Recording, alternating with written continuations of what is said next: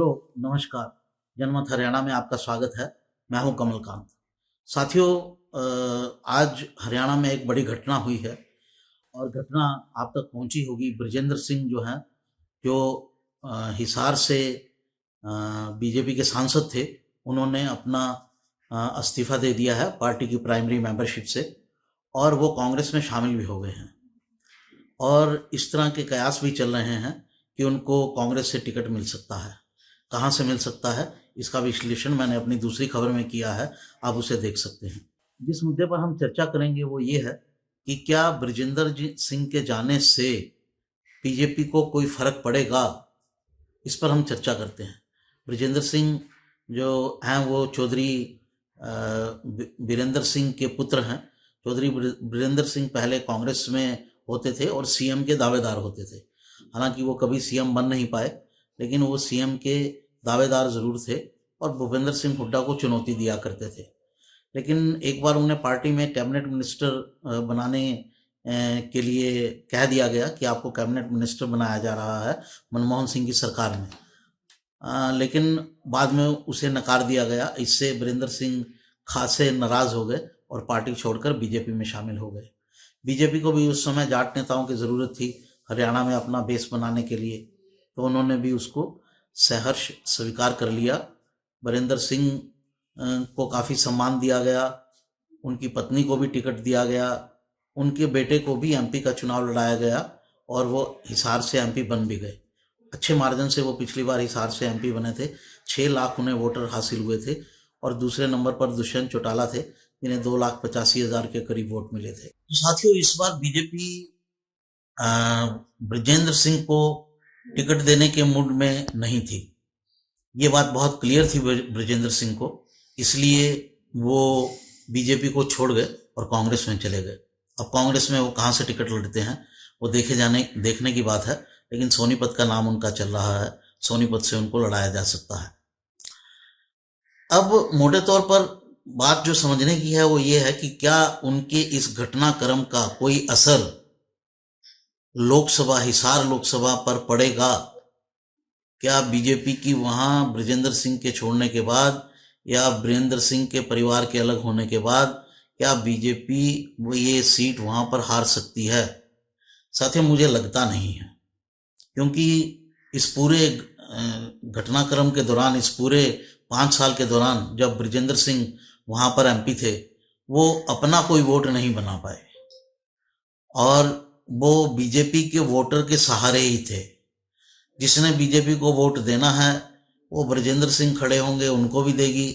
वो कैप्टन अभिमन्यु खड़े होंगे, उनको भी देगी। और अगर गंगवा खड़े होंगे तो उनको भी देंगे। तो मतलब वो वोट जो है, वो वोटर जो है, वो बीजेपी का वोटर है, ना कि किसी इंडिविजुअल का। तो बृजेंद्र सिंह अपना कुछ उसमें पूरे इस दाल में अपना छोंक भी नहीं डाल पाए, अपना तड़का भी नहीं डाल पाए। इतना भी वो अपना वोट खड़ा नहीं कर पाए। और वो आईएएस थे और आईएएस के रूप में ही उन्होंने कॉन्स्टिट्यूंसी को हैंडल किया। लेकिन जब आप पॉलिटिशियन होते हैं तो फिर आपको जनता से मिलना जुलना पड़ता है, कोशिश करके कई बार काम भी करवाने पड़ते हैं, कुछ खास लोगों के तो करवाने ही पड़ते हैं। इस वजह से बृजेंद्र सिंह का अपना कोई वोट बैंक वहाँ पर नहीं बना। जो भी वोट है वो बीजेपी का है। अब अगर बीजेपी से बृजेंद्र सिंह चले जाते हैं तो बीजेपी की सेहत पर ऐसा कोई फर्क पड़ने वाला नहीं है। बीजेपी इस सीट पर वो वोट उसको मिलना ही है जो ऑलरेडी उसके पक्ष में है, उसके पक्ष में अपना मन बना चुका है या बाद में उसके पक्ष में अपना मन बनाएगा। लेकिन बृजेंद्र सिंह के जाने से एक जो खतरे की घंटी बीजेपी के लिए हो गई है वो ये है कि बृजेंद्र सिंह ने रास्ता दिखा दिया है। और जैसा कि हरियाणा में बहुत ज़्यादा कैंडिडेट्स को बदलने की चर्चा चल रही थी, तो वो जो कैंडिडेट हैं और जिनका कांग्रेस से पुराना नाता है, वो जो हैं, अगर उनको बीजेपी टिकट नहीं देती है तो वो कांग्रेस की तरफ जा सकते हैं। कम से कम 2 ऐसे कैंडिडेट्स के बारे में बात की जा सकती है कि जिनको अगर बीजेपी से टिकट नहीं मिली तो वो कांग्रेस का मुंह देख सकते हैं और कांग्रेस की तरफ से उन्हें कुछ आश्वासन दिए जा सकते हैं। जैसे एक कैंडिडेट हैं भिवानी के धर्मवीर, तो धर्मवीर की टिकट बीजेपी काटना चाहती है, ऐसी चर्चा काफ़ी समय से चल रही है। वहाँ सुधा यादव का भी नाम चल रहा है। पहले यहाँ भूपेंद्र यादव का नाम था, उन्होंने अपना कुछ गतिविधियां भी शुरू कर दी थी भिवानी महेंद्रगढ़ सीट पर, लेकिन उनको अलवर में शिफ्ट कर दिया गया। तो जो भूपेंद्र यादव का एक वहाँ पर प्रेशर था धर्मवीर पर, वो तो नहीं रहा। लेकिन अभी उनकी जगह सुधा यादव का नाम चल रहा है।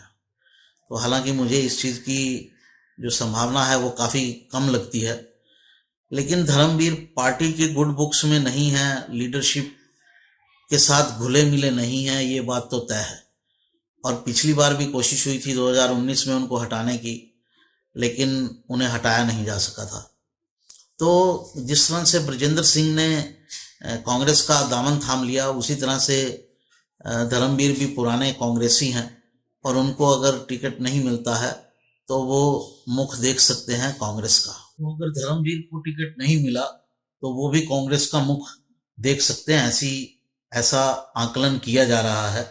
और कांग्रेस भी मुंह बाय बैठी है कि अगर एक दो चेहरे और आ जाएं पार्टी में तो ये पार्टी को एक पुश दे सकता है। हालांकि पार्टी अभी बड़ी निराशा की स्थिति में है।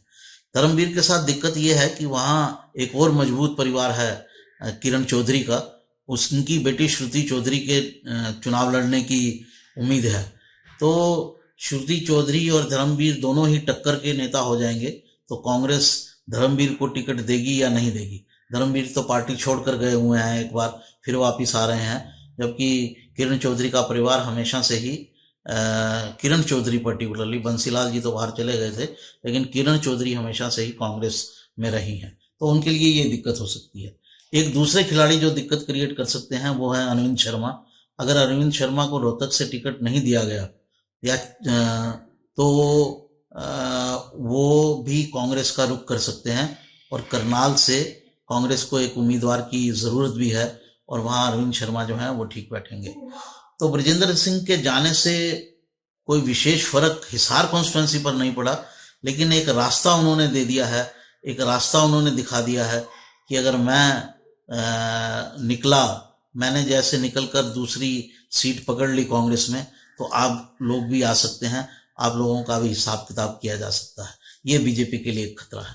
तो इस पूरे जो ब्रजेंद्र सिंह के जाने से पूरा प्रदेश की राजनीति पर जो असर पड़ रहा, हमने उसकी चर्चा की। फिर मिलते हैं आपसे साथियों। आपसे एक अनुरोध है कि हमारे चैनल को सब्सक्राइब कीजिए, लाइक कीजिए, इस वीडियो को अपनी मित्र मंडली में ज़रूर इसे प्रेषित कीजिए, बढ़ाइए, ताकि एक निष्पक्ष किस्म की आपको पत्रकारिता देखने को मिले। नमस्कार।